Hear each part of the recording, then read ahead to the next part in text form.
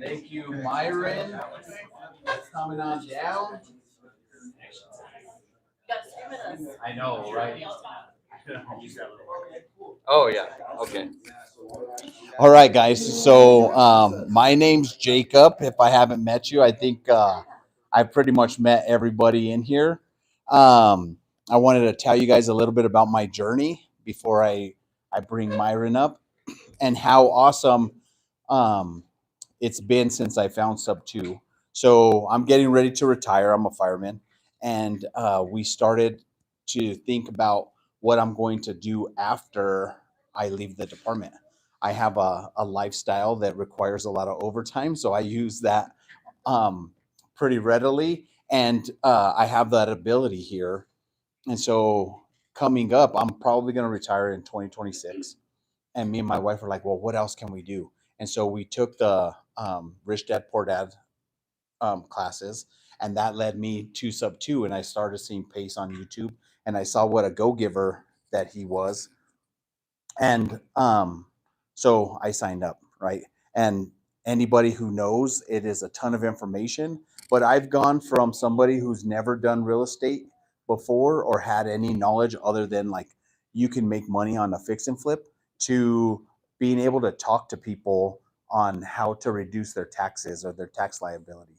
And so me and Myron were talking about that on the way over. Just what that acceleration of knowledge has done, and it's really been life changing for me. So we don't necessarily, I know Pace says it all the time, he's not ever trying to push Sub 2, but if you want an accelerated course on real estate and what to do on wholesaling, fix and flips, or just purchasing creatively, that I would always suggest you look into the program. And so it's not just a program. Pace says that also all the time. It's a community. And so one of the things that we have in our community is leaders like Myron who are willing to give back to some people who are just getting started. Or even if we've gotten stuck along the way, he'll reach out and then be able to be a helping hand to move us along or provide the answers or find them for us. And so that's been one of the most blessed parts of being part of the community is getting to know all of you guys and then be that same resource on this end to where I can reach out and then try to get you whatever information that you would need as well. So that being said, Myron is one of two. His wife is still back home taking care of his children, and they are our regional leaders here for the Southwest. So it's basically DFW, New Mexico, and Oklahoma. And I reached out to him, and he was more than accessible and ready to come and give you guys some learning points and just teachings along the way. And so with that, Myron Briley. Thanks, bro. You're gonna stay up here with me? Yeah. I've never had a group clap for me before like that. So that feels warm. That feels amazing. Dude, thank you. Thanks for the invitation. This is interesting. I love Albuquerque. The first time I visited, we were driving to Phoenix, and this is kind of like the midway point. And so I said, let's just stop there and get an Airbnb or whatever. And got here, and it's freaking beautiful, right? Yeah, I know. He said, don't tell anybody. But like the mountains, today the weather is just perfect. But the Airbnb that we stayed at was like this, whatever, Adobe compound. So there's like 6 units on this one compound. And I'm like, I want that. It's just amazing here. So love the area. So if I got an invitation to come, I jumped on a plane. I'm here. So if you don't know me, and a lot of people I talk to today are not in Sub 2, they're brand new. And I think this is amazing. So Sub 2 is a community, a real estate community. And I don't think I would say like a beginner's course. I would say it's more, at least intermediate level. You can get started. So if you're getting started, I honestly would say don't join. Start working with people like Jacob and start working with people who are in the community first, because there's a lot of people who join and then just fizzle out like, whoa, that was too much. You know how when you like trying to learn something new and you have to learn like 800 things at once and you go, no, I don't like this. That's, to me, that's sub two, man. It's like you can do multifamily, RVs, mobile home parks, all the things, boats, cars, just anything creative finance and lending, right? And there's just a lot to learn and you're lost. That's how I was just saying to Brittany, like, it's like a house of mirrors and you don't know where to go. It's like, wow, I'm just looking at myself. I'm like hitting myself in the face. I don't know, I'm going to fall down. And I would say first step is to work with someone else. Work with someone who's having success, gaining some traction, kind of sees at least a little bit of light through the tunnel. And then you can kind of learn what you actually want to do. That to me is like the hardest thing, is like making a decision on what you want to do is hard. And that's like when I started, I had trouble making that decision because, you know, somebody in the community would say, oh, let's do Facebook ads and get leads that way. And let's start small multifamily. Oh, no, let's do fund of funds and let's raise money on 400 units. And there's just so many things, and you can get lost. So pick something, and maybe wrong, but at least you're going to focus on one thing. You focus on that one thing for a couple months, 90 days, then you'll know pretty well whether you want to keep going or not. But yeah, so what I actually wanted to talk about, I want to do a couple things. I want to talk about what we did the last year. So I've been in real estate. I've only been in real estate for 3.5 years. And last year I started a wholesale company and I thought I was so smart. And you know, when you like, you just think you're so smart and just, God just goes, nope, no, you're not. You got a lot more to learn. So started a wholesale company, and you know, I'm introverted. I'm like high introvert. To be up here for me is like I have to really push myself, right? To like go in and like meet everybody, I had to like really push myself. There's some sweat forming. Okay, y'all. So, anyways, um, started a wholesale company last year, and that was after we got to 73 doors at that time. So we bought a couple apartment complexes, operating them, bought a couple sub two deals, operating those, wraps, Airbnb, and so I go, I need more active income because you're totally good. Um, I don't know. So the apartments that we have are C class, so they need to be fixed up. Okay, and dumping money into these properties, and you're not really getting a huge return, right? And so I'm like, I need an active income. I need money to like come in, buy the droves. I need a lot of money. So I said, I'm just going to start a wholesale company. I'm going to figure it out. And started talking with people that were close to me, and just building a team little by little. And as I go, I'd be finding, what do they call them? Bottlenecks. Okay, find the bottlenecks.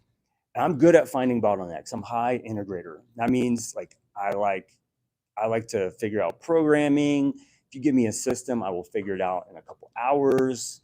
Like spreadsheets, I love them. Relationship building, harder for me, right? So I'm working on it. My wife, by the way, is high relationship building, low integrator, so it's perfect, right? She's the one who's typically up here, but I wanted to provide some value. But so I started a wholesale company little by little, figuring out bottlenecks. Along the way, I was like, you know what?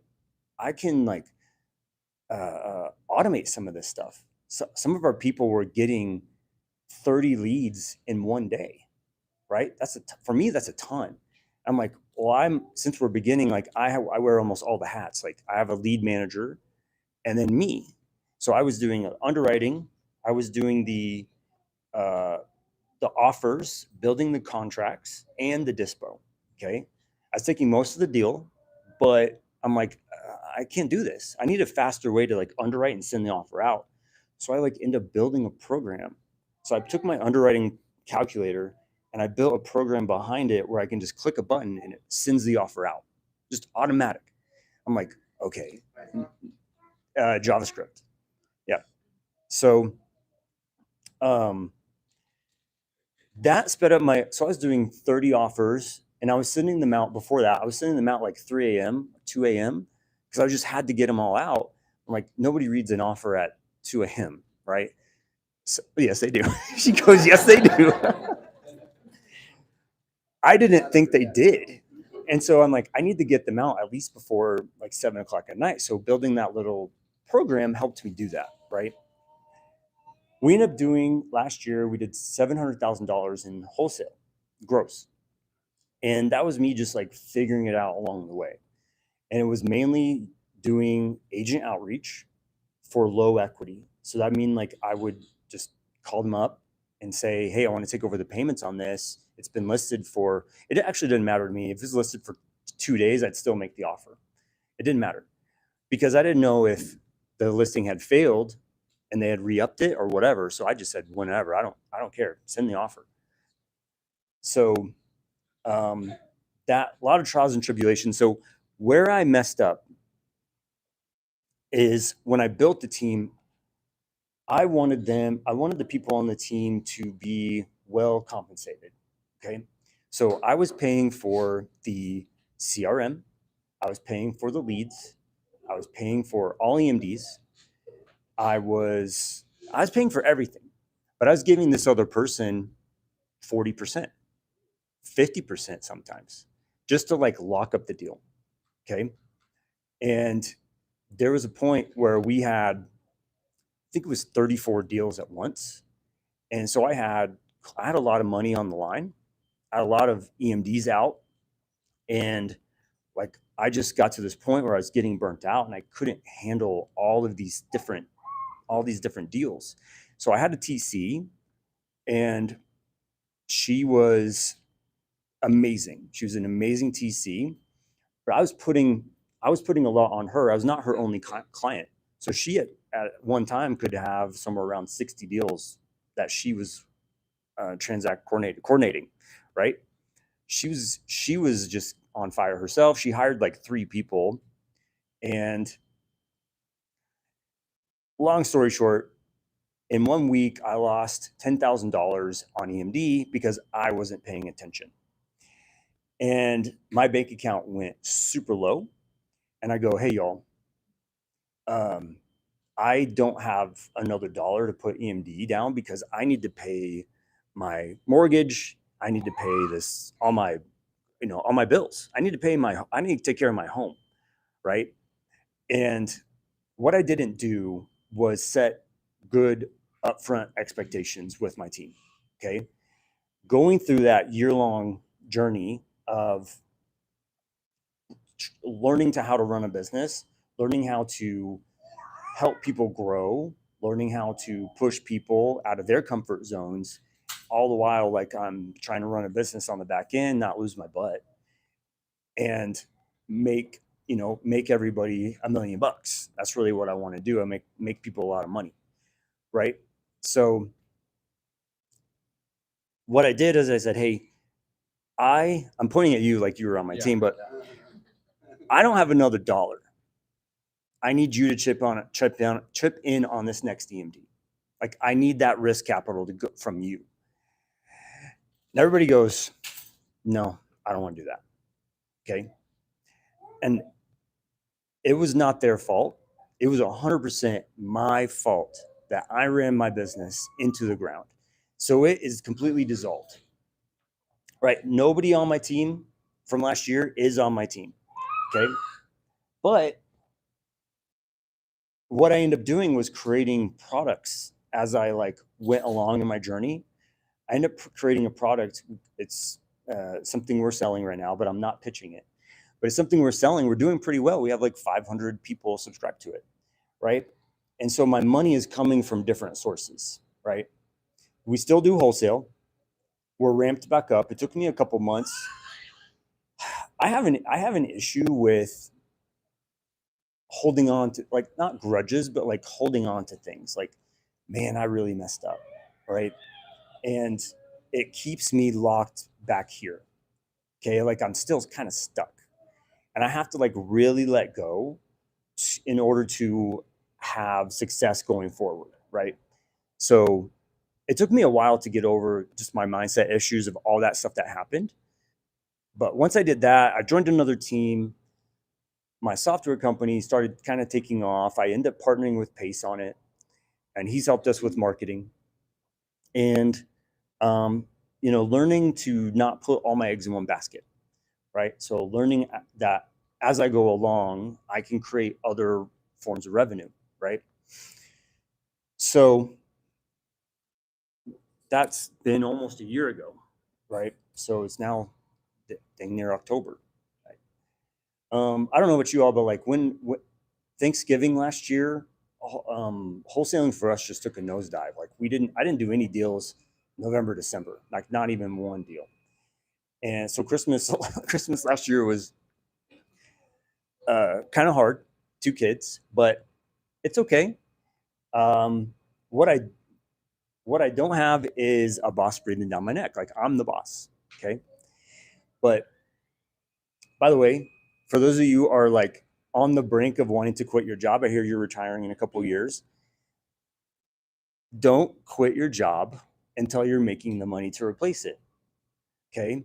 Please. I don't want to go through my origin story, but that's what I did. I quit my job, had no freaking plan. I just said, I'm tired of it. And I left. And if I were to do it over, I would absolutely just stayed and toughed it out and learned, put more hours where I could. But anyways, so what I'm doing now, last year was just a tumble and a fall, but now I'm on a team.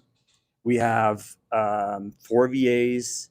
We have 3 dispo people. We have a good, solid acquisition team doing somewhere around 6 deals monthly, 8 deals monthly, depending on the month. So I'm running the integrator for them.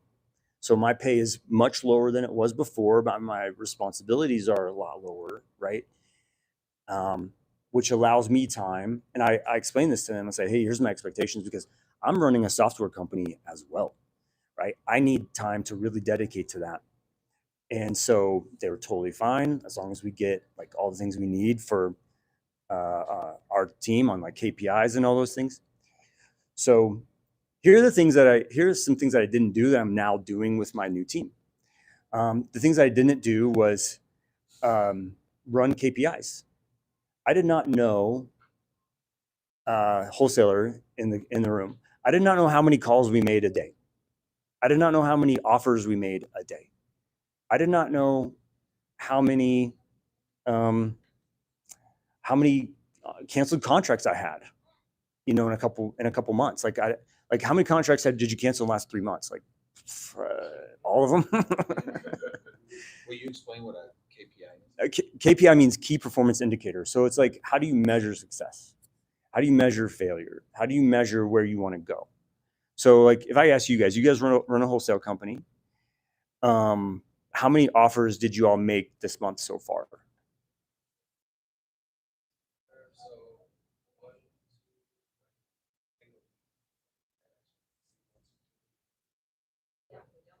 Yeah, like 4. Like I would say like 4. You made 4 offers. You mean you Well, I actually sent out 4 to 5 contracts. Okay, perfect. You sent 4 contracts, but how many offers did you make to get those contracts? Right. Just don't know exactly how many. Yeah. So like if you have 2 closers, acquisition managers, you want to measure how many offers are you making to contract and how many contracts to close. I was like, bro, I don't know any of that. And you're like, well, how do you know that person's doing a good job? Like, well, if we get paid, basically, right? That's it.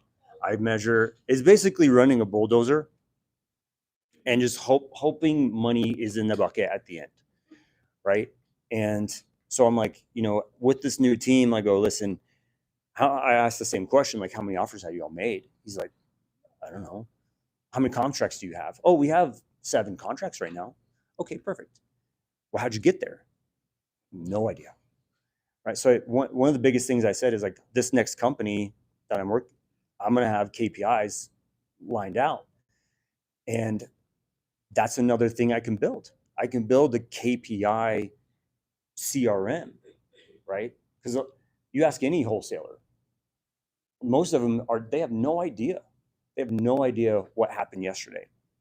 And so how do you measure your future if you have no idea where you were like 5 minutes ago, right? So that's my big thing, like pushing in KPIs. And another thing I implemented was a 20% holdback. Hey, every deal that we do, you're going to hold back 20% because you're paying for Zoom, you're paying for CRMs, you're paying for skip tracing, you're paying for all the things, VAs, and it's all coming out of your cut. You guys are taking a cut of the deal and then paying everything. You need a war chest. You're paying for your business. Your business needs to pay you. You're not running a business. Run a business. Your business gets paid first, then you get paid, right? So we implemented those. Those are my 2 main things. Is risk capital comes from the business, not from your paycheck. And KPIs. Those are the big things that I missed. And along the way, just learning all those lessons, like our closers, the power of social media. How many here have at least like 1,000 followers on Instagram or YouTube? Or to get combined? Okay, cool. So if you're close,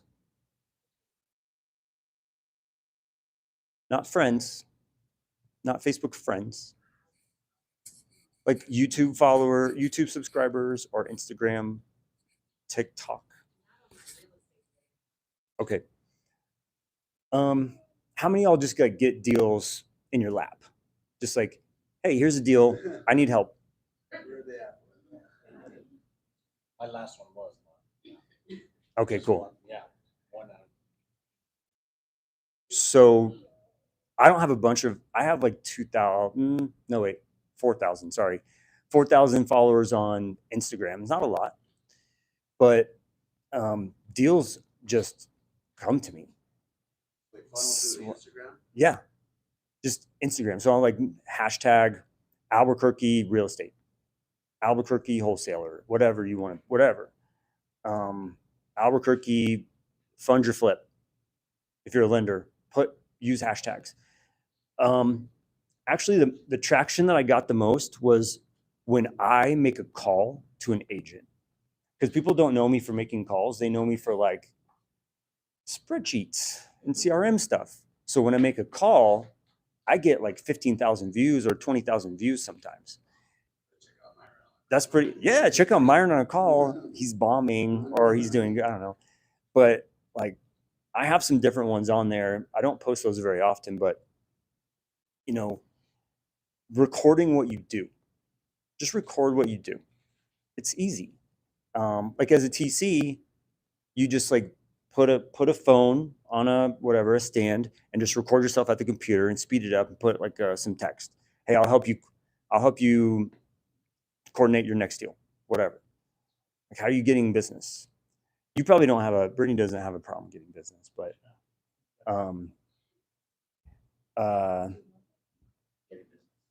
yeah, but you probably don't have a problem getting leads or getting coordinating deals, right? Like you have enough. I don't have a problem friends are talking to people. Jacob and I rival each other when it comes to never meeting a stranger. Perfect. So yeah, I have that problem. Like walking through here, I'm like, I could be doing so many other things than talking to people. But like we see the value, right? The value is tremendous when so I need to use social media. I need to make those posts. And I make a lot of friends that way. Even we started doing YouTube lives every week. dude, it's probably been 2 weeks since we did our live, but some of the people that I met, we just started doing a live together, just talking about our business, right? Talking about what we're doing, our failures, our successes. So that's been really good. But here's something I'd like for y'all to do.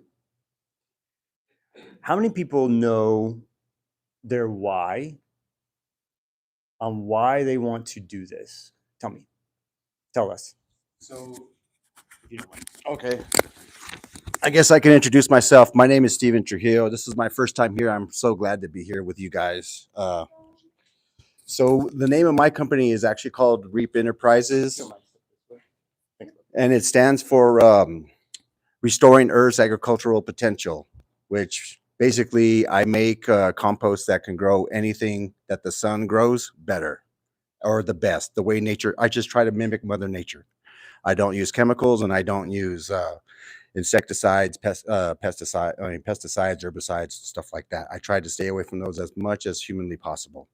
So I got into doing real estate because I knew that real estate can make big chunks of money right away. I got into Gator. Oh yeah, Dakota Split. I got into Gator, and then it evolved. I'm like, you know what? I'm hearing about all this sub 2 stuff. I was like, I got to get in there. So I got into sub 2.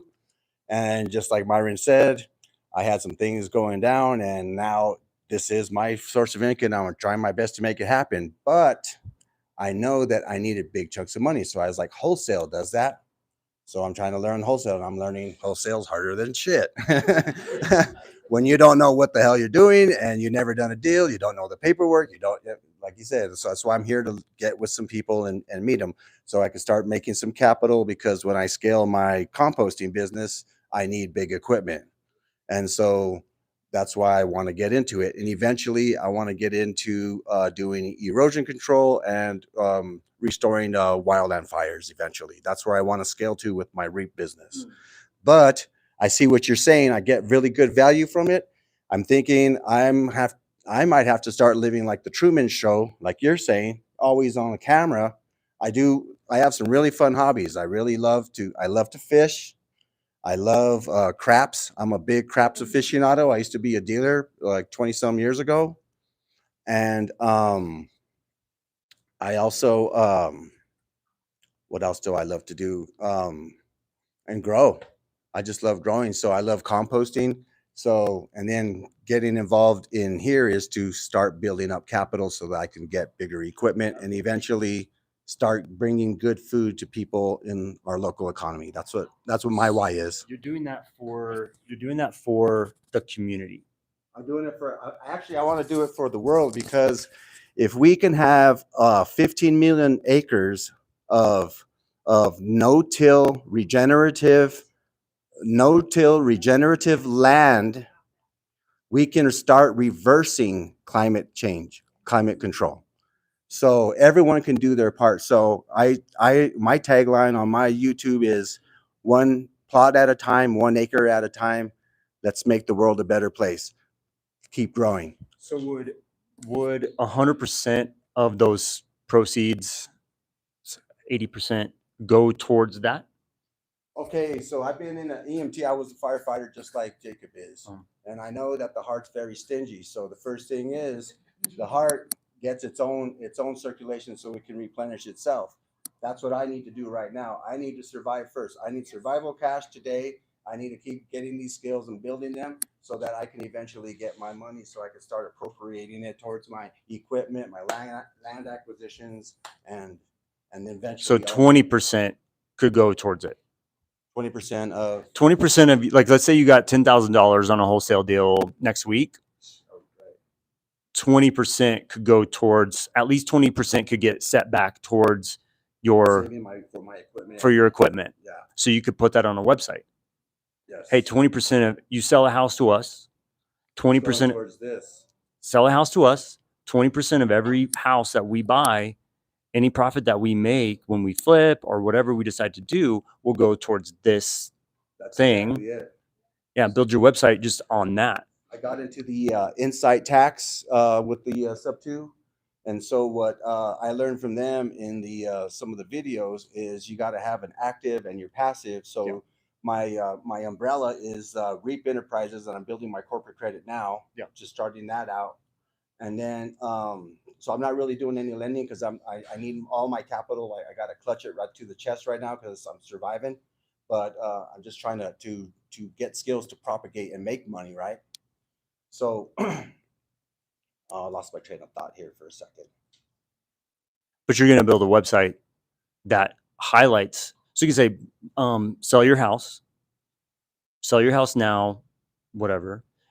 Think of a cool domain. There's a domain play here for sure. There is. But there is. build So what a I want to website. do when I have so I'm talking about my structure, my corporate structure. So Reap Enterprises is the umbrella, and then I'm gonna have Reap Services where I do my pre-foreclosure and stuff, where I help people out there, and then Reap Management will be where my portfolio lies. Got it.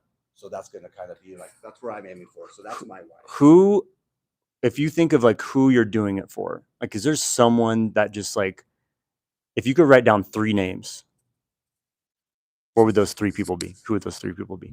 So I have a son that's I have 3 sons on the autism spectrum, but 2 of them are very high functioning and they're pretty self-sustaining, but one is not. So one of those names is Steven. That's one of my sons. Steven. I need to have this in place so that the trust is set up so that I don't have to worry about him and his family. He may need help throughout his life to make decisions and stuff, life decisions. So I'd like to have that covered. Do you find yourself sacrificing? This is a obvious question, but do you find yourself sacrificing for him versus yourself? Do you like you would rather go without, right? You would rather like than you rather give to him and you go without. No, he's the good thing about his needs are well met, so he's satisfied, and so what about his future? His future, that's what I'm trying to develop. That I'm trying to set the tracks for that. Yeah, trying to forge ahead for that. Yeah, that's for he's counting on you to. You're counting on you to do that. Yep. Yep.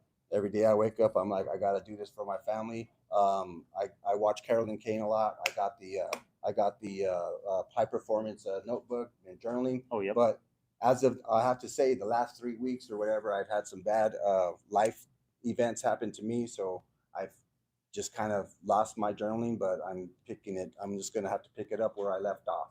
Good. That's just the way it is. Sorry, can I just make a suggestion on like branding? Like you have skills about what you're doing, right? So you can start an Instagram page, like little projects kind of grow. I have a YouTube channel now in my class. It's a soil class 505. Like that's a lot of information that you have already. Yep. I'm interested. Yes. Like I'm interested in your knowledge about Yeah. So my journey here, I've had so many jobs. A lot of people freaked out. Like, do you know this? Do you know that? I've done insurance adjuster. I was a public adjuster. So I hate the big institutions. I hate the big banks. I went through a foreclosure process with Bank of America back in my day. So I already know the pains and feelings of that. I wish I had someone around to show me the options that were available. So I want to use that when I go door knocking. This man right here, he's an inspiration to me. He's out there, he's kicking my butt. He's only started a couple weeks ago, and I'm like, I'm learning from him. He's got door knocking? This guy's a goat. No, I know he does a lot more than I do. And what does he do? I've been in, I don't know, Aaron. Yeah, he's doing it. Okay, you go with him? I haven't gone with him yet, no, but we just barely all met today. I'm just so excited to be here and finally meet my sub 2 people. Yeah, I'm excited to be here. So, but that's my why, guys. I'm sorry, I don't mean to take up the whole thing. That was perfect. All that right. was exactly perfect. Okay, bro. That was amazing. And it literally, my next point was exactly that. It's like you have. tingles all over my body right now. That's what I wanted, man. There are people in your life. What I found is like doing things for myself is hard. I don't know if that makes sense, but like if I have to do something for myself, it's like, nah, I can probably not do that. I feel the same. But if I have to do it for my wife, especially my wife, if I have to do it for my wife or my kids or somebody on my team, if I have to do it for someone else, I like make sure that stuff gets done. Like I make sure it gets done because I don't want them to have a bad opinion of me. If I have a bad opinion of me, it's like, nah, it's okay.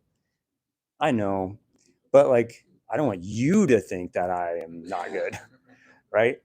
So I'm just talking about motivation. So honestly, it's a journey of self-talk. Honestly, it's a journey of self-talk, like how you look at yourself in the mirror and talk to yourself. How do you think about things? How you think about yourself, right? But like to just get started with motivation, I think of other people that I might fail. I don't want to fail another person.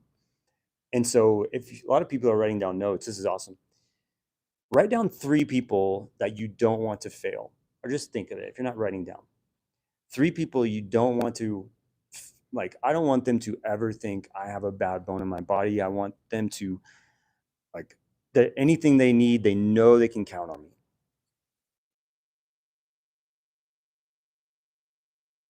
This is great. Almost everybody's writing down names. This is really cool. And then, okay, so we're at the last quarter of the year. And I don't know if you all know, like after Thanksgiving, real estate practically turns off. Like all the buyers go on a cruise. I don't know what they do. They're together on a yacht. I don't know what they're doing, but they're gone. So next year, you have a goal. Make a goal for next year. Let's say, man, I like 6 months goals. I like 6-month goals, but let's just say by the end of next year, you want to do something. I want to have my first rental. I want to do my first deal. I want to do something. Write it down. I want to have 8 new clients. And I appreciate you guys actually doing this. Because the next step is going to like put a pause to, you're writing it down now, but that'll probably make you pause now. Some of you, I bet, are just right now coming up with your goal right now at this very moment, which is fine. What's your goal for next year, bro? Jacob. Microphone can't hear you that far away. Yeah. So I would end up saying I would like to wholesale 5 creative deals next year. Oh, yeah, cool. You want to? How many houses you want to own by next year? So right now we're, I think we might be maxed out as far as. So you know what? In all actuality, I would like to have a team to where they're actually managing the properties that we have. We have 3 properties that are bringing in income, and then our own house. So I would like to get my wife out from having to manage all of that, and then have like somewhat of a managing company, and then people or crews that go out and do whatever renovations that we need. Got it. So then it wouldn't be a Here in problem. Albuquerque. Yeah. Okay. So I'm gonna round you up. You want to form a team that helps you manage your assets, and you want to do 5 creative wholesale deals by the end of the year. And name, what's the one person that you just don't want to let down? That would be my wife. Yeah, of course. So what you're going to do is text her. You're going to text the people that you said, I don't want to let them down. I don't want to let you down. Here's my goal for 2025. I just want to let you know I'm doing this for you. And you're going to text up, you're going to tell them, hey, I'm doing this for you. And that is the ultimate accountability, right? You're putting your goals out there. You're telling the universe, you're telling God what your goals are, and you're telling the people closest to you, I don't want to let you, the people you do not want to let down, hey, this is my goal. And I want you to help me I want you to hold me accountable. Not that you're asking them to do anything, except to, hey, how's that going? Something like that. My daughter, she's just 9. She's just, So this I is my thought he wife went, oh, right hi. here, my Hi, good to meet you. Yeah. It's important that you actually hit send because that makes it real. If you just think about it or just tell her, him, her, whoever it is, like putting it down on paper, writing a note, sending a text, it just does something different, right? It makes it like permanent. And gosh, it took me a while to get there because at first, dude, when you're just trying to make ends meet, just starting wholesaling, you just like look at your bank account and it's like, you know, negative $70. You know what I mean? Everyone's been there, but you want to tell your significant person like, hey, this is my goal. My goal for next year, I want to do $3 million in wholesale with a team. Not that I'm going to get 3 million, but our team is going to do 3 million. We're going to do that by maximizing, being efficient, hiring the right people, marketing on the front end is right. Marketing to our buyers is right. Like all those things, we have to have everything in place to really hit those kinds of numbers, right? And I want to take our software company to $1 million a year. And I have 3 other partners on that. So I don't want you all to think like, hey, at the end of 2025, I don't know who I'm calling, but like those are my goals. I want to put goals in place, and I'm doing that for my kids, Charlie and Sunday, and my wife, Karolyn. And it's interesting. My 9-year-old, she'll ask me about my software company. It's like, well, what about like how many things can it do? It's like asking me questions. And I'm like, wow, this is crazy. Like when I was 9, what was I doing? I was watching Scooby-Doo. I was not, I was playing in a creek. And I hate TV. Like, don't get me started on TV. But like building skills, our kids have to build skills. Like that's the major thing that I don't see a lot of parents doing is like, well, don't get me wrong. Like I see a lot of parents like pushing gymnastics and that stuff, but like building these types of skills. She goes, hey dad, dude, this was yesterday. She goes, hey dad, how much money do I get when you die? I was like, you're 9. I'm like, you're not going to get anything. I said that. I'm like, and I'm serious. You're not going to get anything, but I'm going to teach you how to get there. She's like, really? I'm like, yeah, I'll teach you how to make $1 million. Would you rather me give you $1 million and you just blow it on squishy toys, or I teach you how to make it? She's like, teach me, because then I can make a lot more. I was like, dang, I did good. I did good. But okay, that's what I have on my why. I have some more stuff. You guys want to do something tactical? How to find some leads? Got a little bit more time? How are we good on? Are we good on time? Yeah, I think that's only. Okay. So Can I just I just want to sum up some of the awesome things that Myron ended up giving us right there. And I think it comes down from pace, right? But when we're just getting started, we don't know what to do. And so we want to have the information before we actually jump into the things or making calls or presenting deals to people. And like Myron said, I wanted to create a wholesale company. So he went in there and did it. And a lot of times we look at the failures and what comes out of our actions, and we're like, oh, that didn't work. But the thing that it led him to is creating his own business and figuring out where the problems were so that he could fix it.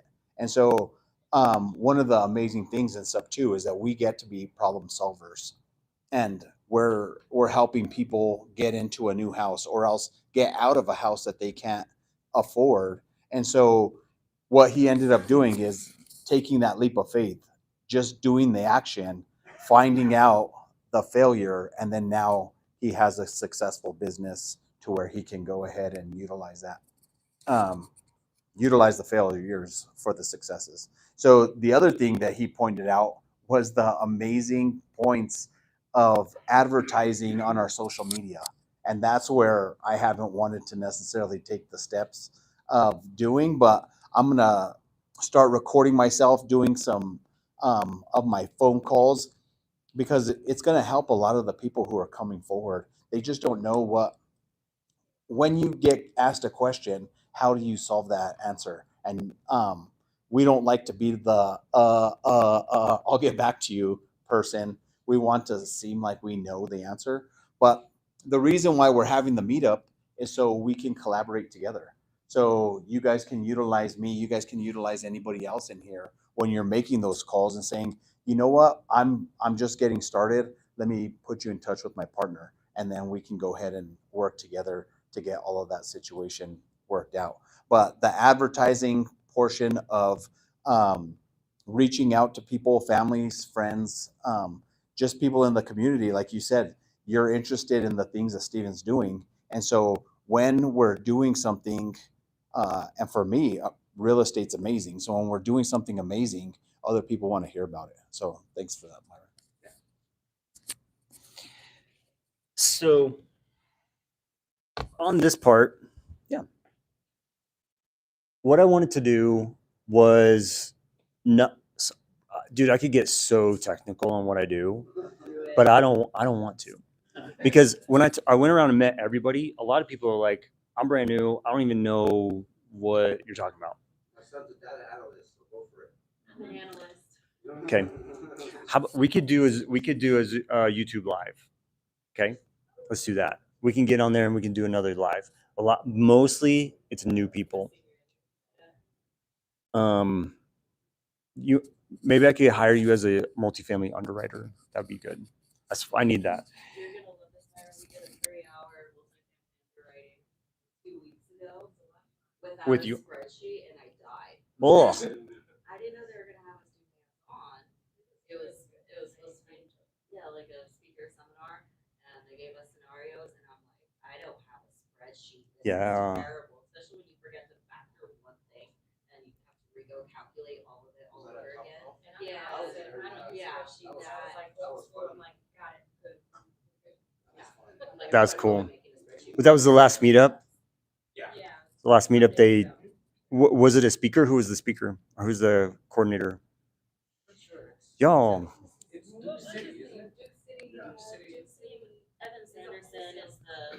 Evans Anderson did a multifamily underwrite with no spreadsheet tutorial. How to do. Really? Just like napkin. It was like a handout. It was filled in. Just like a napkin underwrite type of thing. Yeah, cool. Of course, it was a scratch on the surface of a multifamily. Oh, It cool. wasn't like. Oh, okay.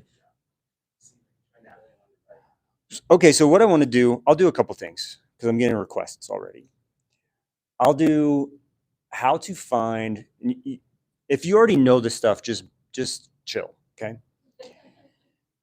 So I'm gonna find how to find a fix and flip with Redfin, how to find a creative deal with Zillow. Easy. So easy to do this. And this is not my method, but this is something that I use primarily, and we make hundreds of offers a day doing this. So as you're looking at Albert, where are you flipping houses? Here? All right, cool. I want to be nearby. Okay, so I did not bear with me because I didn't practice this beforehand. So if it doesn't work, I'll just change the area. But dang, watch this. So you just pull up your area. Yeah, this is Redfin. See it okay? Let me do this. You all need me to zoom in? There you go. Is that better? We're really going to be looking over here at these filters. So you just want to make sure it's for sale. What's median here? Let's put it like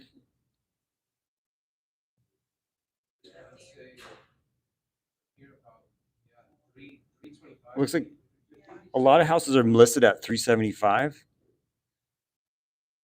And then see how it drops off right after that? All right, so I'm gonna stick there. Or whoops. I'm just gonna do houses. If you want to do more, you can. So all I did was for sale, 375, up to 375, and a single family house. That's it. Okay, then I'm gonna go to all filters.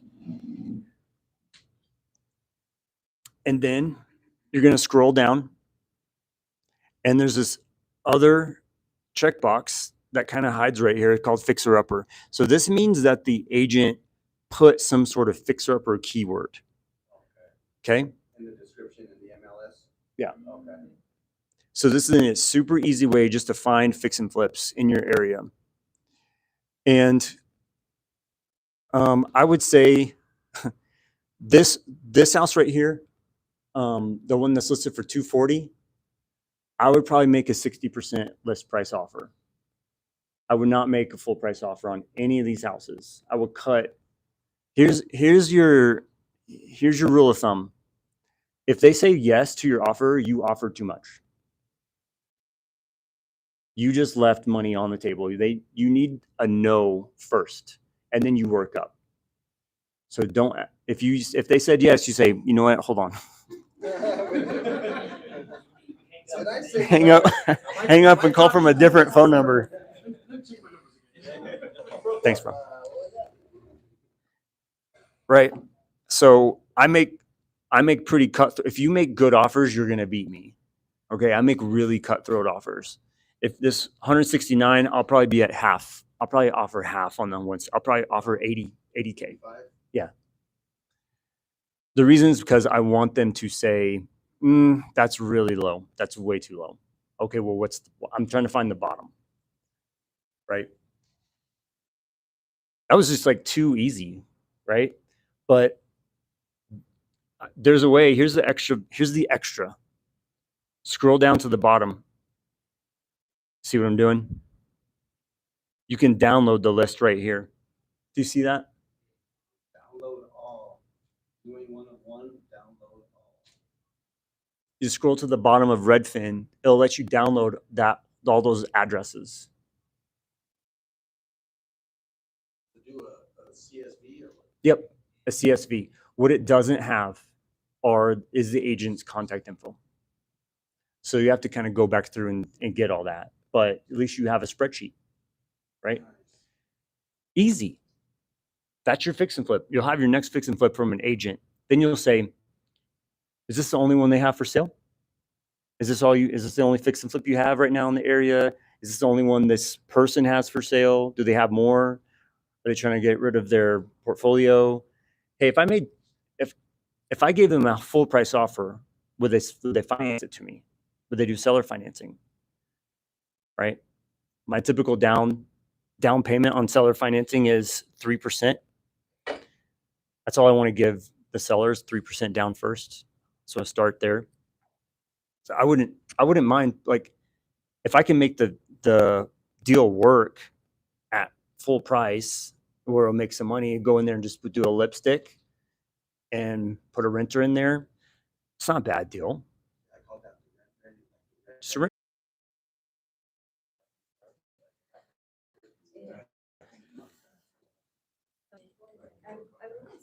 That'll work.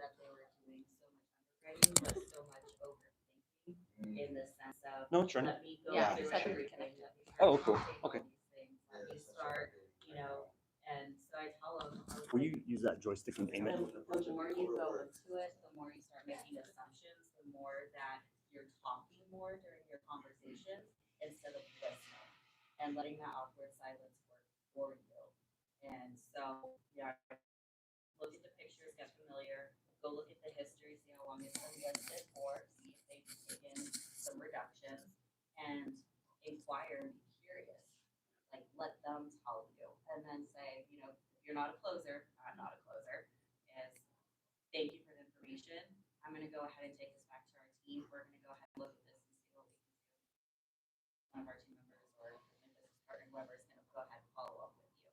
Any additional information that'll help us make after that your seller would be okay Perfect. And so why don't they do that? So we're moving on there. You know, Oh. part of the conversation that our team posed was, I feel like I'm taking so much time before I do calls. And so it's just like, okay, well, how are you bottlenecking yourself? And we looked, I was like, first off, the admin component, you know, of the list and going through and how many of them are now pending or sold and how much time that's taking.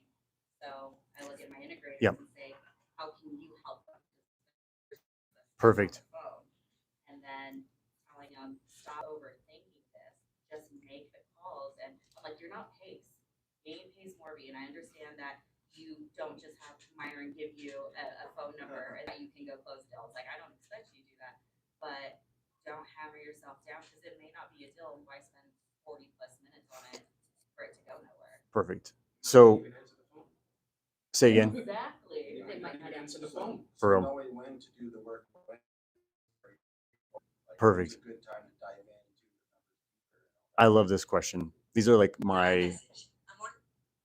my like favorite questions. So Brittany asked, when do we underwrite? Like we have a deal in the pipeline or whatever. We have a new lead come in.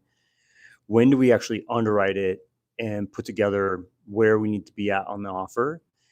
And it sounds like she has a couple people, like a lead manager in place, and then also a closer that tries to close the deal on the next call.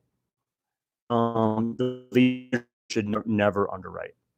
The lead manager is the fact finder.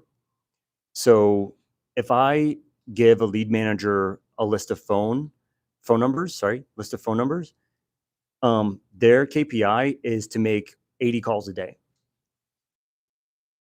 And it sounds like they're in their head, their KPI is to just get a deal, like get a contract. And I bet that they're kind of mixed up in their head about what they make. So maybe they think, hey, if I close the deal, do I get paid? So there may be some training to say, hey, I need to see you perform here before you move on. If you can't perform here, if you give me another goose egg, which means a zero, like we're not going to keep you. And it's okay to say that to them. Because point them towards success, right? So, hey, these are the things I need you to do. I need you to make 80 calls a day. I need you to give us at least 3 appointments to the closer. Right now, their KPIs now in their head is like, oh, this is my success. It's 3 appointments. So tell them, hey, wait, hold your horses there. Aim for an appointment. That's your job. Aim for appointments. Here's the facts: motivation, timeline, condition, price, whatever you want to do. And then once you have that, set an appointment for the next person, and that's it. And if you give me, let's say if you give me 5 appointments, you're done. I mean, you're good for the day. You can hang up and you can be off. Give them like an out if you want. That's what I do. I'm like, hey, if you give me 5 appointments, you're done. Like, go walk in the park. I don't care. You're good. Who here likes to cold call? Yep, nobody. You almost raised your hand, but then you were scratching your back. He's like, no, actually, I was not raising my hand. Nobody likes to cold call, right? How do I get out of cold calling? Oh, I'll just underwrite them all, and I don't have to call. Nobody likes it. Yeah. So you have to give them the goal and say, hey, this is the future. You will, if you show us some good tactics, you show us that you're making appointments and all these things, you're showing up to every meeting, you're on time, all this stuff. We'll move you to. Love for you to close. We need another closer. So, do you have an underwriter on your team as well? Yeah. Okay, so there's an underwriter, and they're trying to underwrite. No, they're not doing their job. Is that right? No, so we have the front side acquisition. Uh-huh. Get us this minimum information. Yep. You can get us mortgage or whatever, like that's awesome. Otherwise, get us enough for the closer to get on the call, and we'll do some napkin underwriting before if they ask what's your number, right? So target, and then go through a lot more thorough underwriting, get the LOI out, and then any negotiations from there before we can get under contract. So that's more so on Chris's side. That's where actually we need to throw unit under closer, you need someone else here to help you. Yeah. You know, but I kind of want to go back to the KPI side. For sure. Need some count background. We love our spreadsheets. We have our KPIs listed out. The hard component is getting that position side to actually use it and fill it in. You know, we'll have like what your goals, what's realistic every day, and that kind of thing. No, you need to set your goals. You need to set their goals. But how are you getting them to follow through and be accountable if they're not salary, you know, or are they? They're not salary, no. Push them to be accountable for like updating the spreadsheet. You have to meet with them every day until they do. Not you, Yeah. whoever is their director, or who's their manager, whoever talks to them, right? Say, let's. So tell me about the KPIs yesterday. How'd it go? Oh, well, okay. I looked on the sheet. You just forgot. You forgot to fill it in. Will you fill it in real quick? Oh, listen, this is very important. So they may not know how important it is. They just may think it's another spreadsheet that Brittany told me to do. So is it important? Because if it was important, you would tell me, and you would tell me every day if it was important. So they may not know exactly how important it is to you. What do you think? Do they know how important it is? I don't think on the business side, accountability and time blocking, expect the fires, expect the worst, but figure out where you're going to make that up. And consistent, you know, you're talking about motivation. I told them, screw motivation. That's going to be gone in a month, maybe. That's New Year's resolution.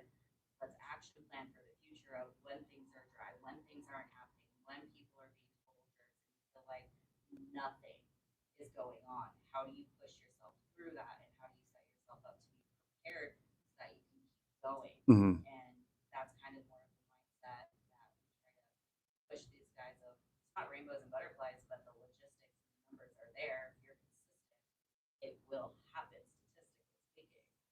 You just have to stay accountable for it. Yep. Absolutely. But do you tell them that it's important? Or does their manager tell them, hey, I need those numbers every day? So that's their problem, not your lead manager's problem. It comes from the top. If the top doesn't care, then they don't care. They'll never care. If the top never addresses it, then it'll never happen. Even you could say, oh, hey, why hasn't KPIs been done this month? This month? Yeah. Key performance. Oh yeah, they're asking. He goes, what's KPI? Like the lead manager was like, what are we talking about? Yeah, so it's an everyday thing. Like if you're teaching a kid to ride a bike, you just have to do it like every day until they get it, right? Teaching a kid, what I don't know, man. Yeah, potty training. Ugh. They just pee the bed every night until it's done. I think too, like when you're doing something that you don't see the end result, you need somebody over you telling you, this is where you're getting this, you know. And so like in a lead position, you don't really see what happens after, right? So if someone's not telling you, like, hey, that went good, you got us those 5 leads, one of them worked out, you know, they really don't ever know that they're producing. Right. Either. Especially if it's a VA, they just get paid by the hour. Yeah. And they're like, okay, cool. I got paid. So she said a VA may not actually see the end result and may not know what really happens. Like, why are we doing this? That's a great point. Like every single meeting you have, every single team meeting you have, talk about it, explain it. Every team meeting you have, go over all your deals. Like they're a part of it. They're a part of the team. What are their goals? What do they want to do? Are they moving into a new house? Right? All the things. Yeah. But Brittany, does that help you at all? That's just where like my employees at my job too, right? It's like you need to meet your goals, meet your expectations. If you're not doing it, then that does turn into a little bit more of a micromanaging of this is a reflection on me. What do I need to do to accomplish this? Don't have that with support, you know, or core team and everything. You're bringing in enough, and if I don't quite see, I'm like, let's get on calls together. Let's pull the list. Let's do this, and then Boom. I know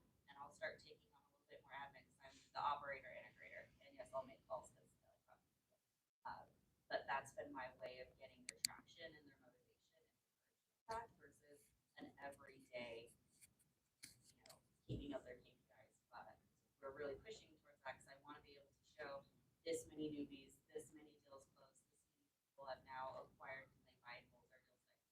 I want to track all that to show one, what you're able to do for this community with setup, and Yeah. two, what essentially our team has to offer. How many partners on the team? How many like principal people? Like you and like 2 other people, or what is it? Chris, me, and then we have basically our whole team is Okay. acquisitions. Got it. So it's you and Chris. So, yeah. So Chris also needs to be having that talk every day. Hey, if Chris doesn't care about the numbers, nobody will care about the numbers. Well, I'm just saying, I'm not saying he doesn't. I don't know. Just he needs to be asking. Okay, in our meeting every day, you're going to tell me what we did yesterday. How many calls did you make? How many appointments did you set? Whatever your KPIs are. Like, say it in front of everybody. Oh, that's some accountability right there. It's to say something in front of the whole team. You know you're going to be putting it down. So it goes down to procedures and templates.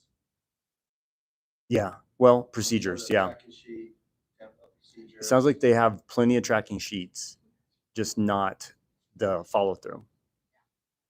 The reporting side. That was So- part of it is our tracking sheet.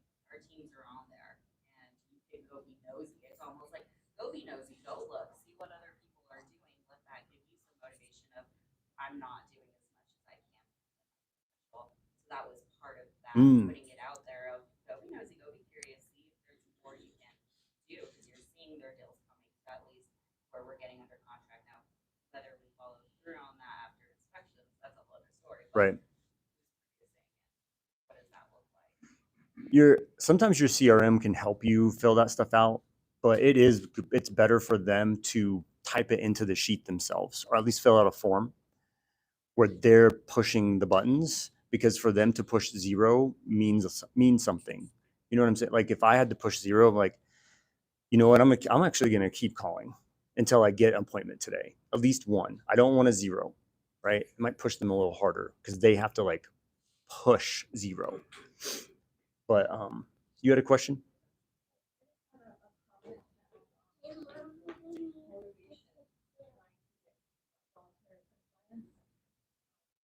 One of the things, depending on the personality, is if you can show why filling that out is so important.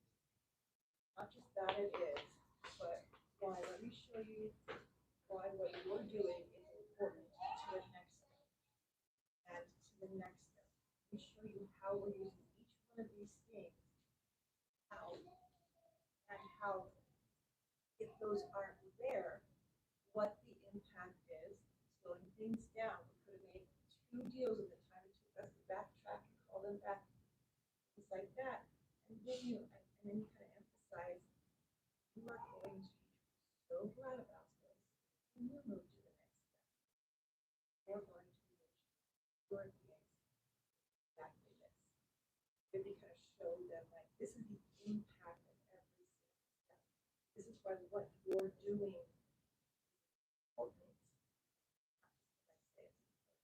Yep. Like spreadsheets and whatever, I love that. So she's saying, instead of just telling them to do it, which I don't think Brittany's doing that, but like instead of just saying to do it, show them why it's important. How does keeping track of their numbers help the business? What happens next? How do we pivot? So like, let's say you're working Albuquerque and Santa Fe, and you're making so many offers in Santa Fe and you're making so many offers in Albuquerque, and just Santa Fe is better. You're getting more contracts in Santa Fe, right? You might just kind of dip out on Albuquerque and say, hey, y'all, let's put all our eggs over in Santa Fe, or vice versa, whatever happens, right? So if you manage your numbers, you manage your marketing. If you manage your marketing, you manage your money, right? If you're marketing in the wrong place for years, then you won't make money, right? You got to know where to go, what market is a little bit better for you, where your buyers are, right? All the freaking things. That's a whole nother hour of conversation. Just that. No, can't. Watch the recording. I'll never do it again. Couldn't. Okay, yeah, what'd I say? I don't remember, dude. Yeah, manager marketing, you'll manage. Yeah. The marketing comes first. What I like, okay, where are buyers needing houses? Our buyers need a house in downtown Albuquerque. I don't know. Downtown Albuquerque. It's we need a 3-2, 1,300 square foot in Albuquerque. We need to have a buyer that's ready to sign. Perfect. Then I just go find that. I have to market in where we're going to make money. Or we had we just have snacks in there. I have one more thing. Yeah. And then I'm done. Or I'll do Q&A. Or we can like do a break. Zillow. I don't know why I do this on Zillow, but it's the same. You can do it on Redfin. But do the same thing. First sale. Are they building out here? A little bit. We haven't started. Perfect. Because this is what I do. How many houses are for sale? This is to find low equity. Okay. Year built, minimum. Let's do 2022. So that gives us like 2 years. So anything that was built in the last 2 years that's for sale. I have 146. Okay, wait. Oh, I got to change this.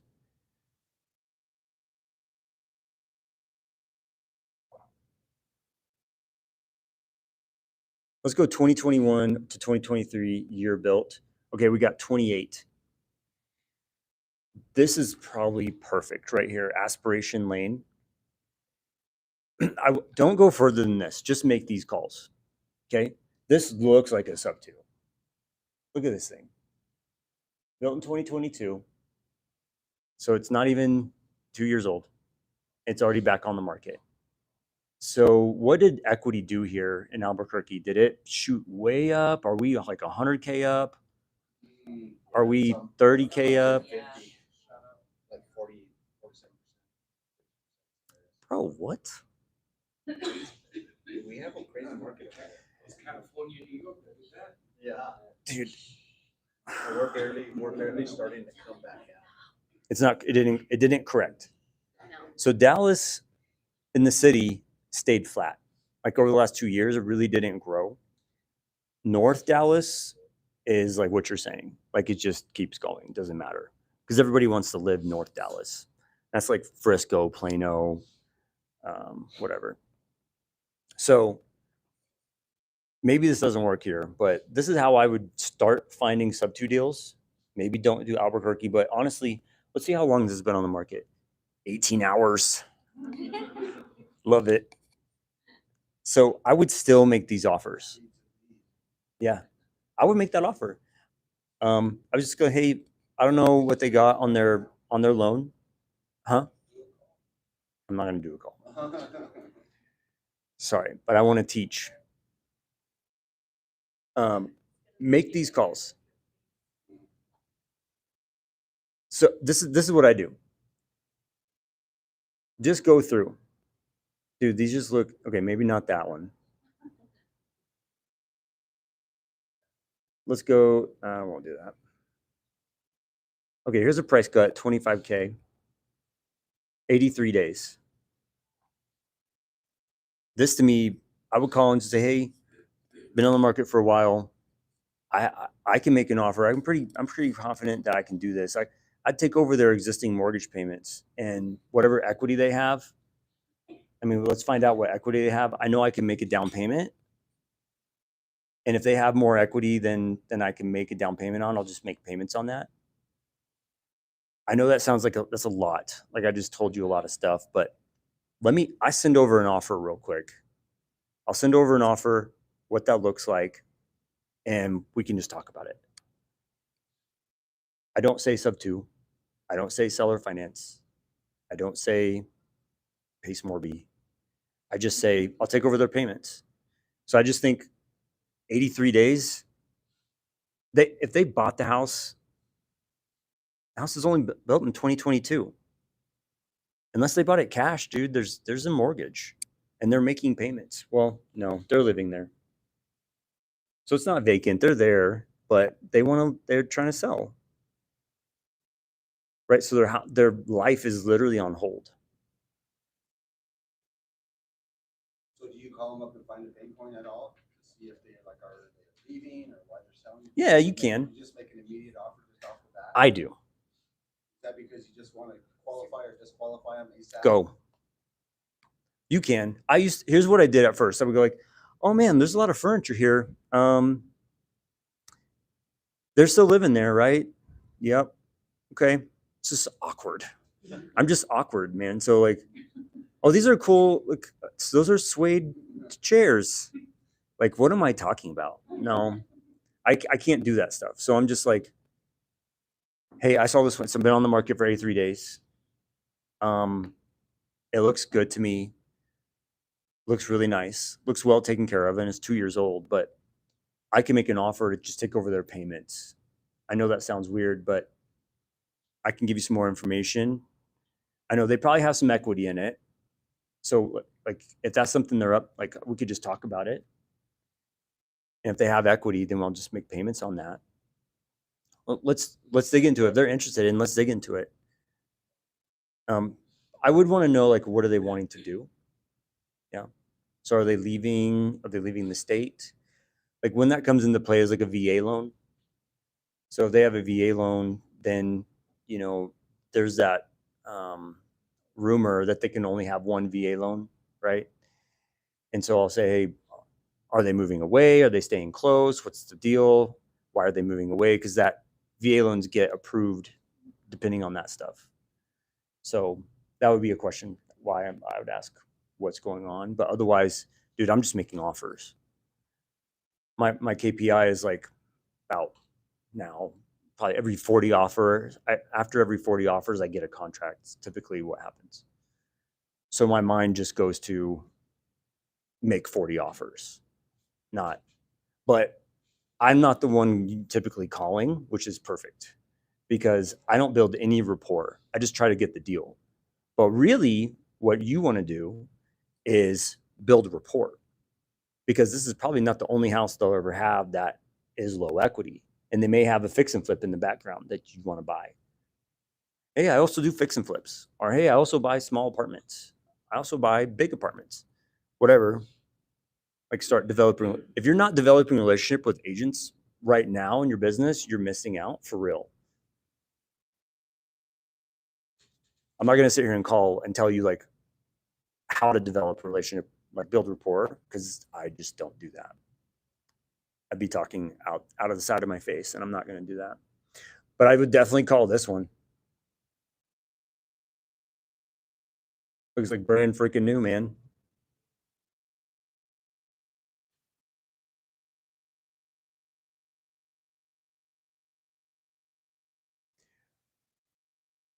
Jacob, that's it. That's all I can say. Like, I didn't want to get too technical. Brand new people here. Just look for newer houses that are for sale right now. That's how you would find low equity. Now, is that like for sure? No, but it will get you some leads. Is there some programs that you could find out relatively newer mortgages that are up for sale? Oh yeah. Or knowing what the mortgage? How about ask any questions and I'll show you that. Any questions so far? Did you dispose of that as a flat or? I would wholesale. Yeah, Jacob, you want to buy that? Yeah. Done. It depends. Lawyer answer. It depends what's going on. Like, I don't know. They have a 7% interest rate. I don't know. It may not work. It may not be a deal at all. You just have to go through discovery. So you're underwriting before you even take the first step. Don't do that. Just make the phone calls or send the offer. Most of these, I just get the agent's email and I'll send them an offer before even calling them. So I just want to make a bunch of offers and I get the agent to call me. Hey, that offer, what did that mean? Yeah. Would that mean you want to take over their payments? Is that an assumption or what is that? I love that conversation way more than just picking up the phone. But yeah, so you can do wraps, you can do rentals. How's the Airbnb market here? Are you all kicking butt on Airbnbs, or is there a bunch of um, what's it called? Legislations. They're fighting. They're trying to change it. They're creeping in, yeah. Hmm. It's restricting more and more. Is it because it's a day, like they want rentals to be a year, or just because it's a problem with noise? We just didn't have legislation that was like helping them make money. Yeah. So they want tax. They're just taxing. Okay, that's fine. Get tax. Yeah. Just don't stop it.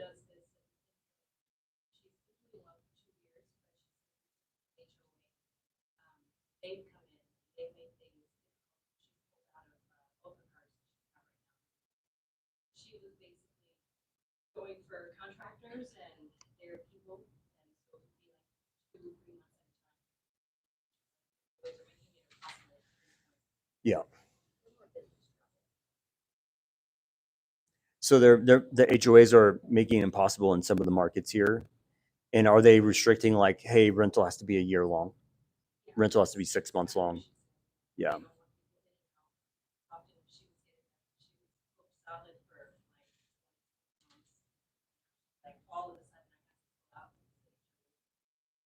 That is terrible. I would be so upset. It's like life changing.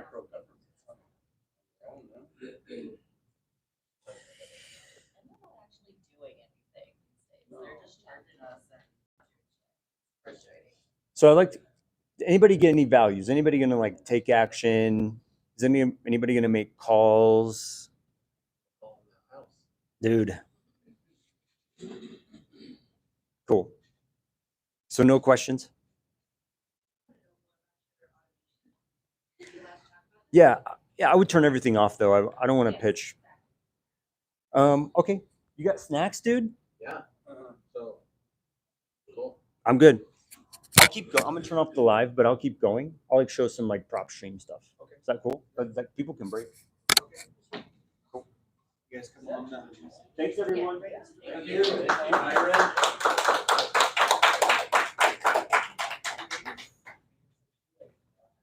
There's waters and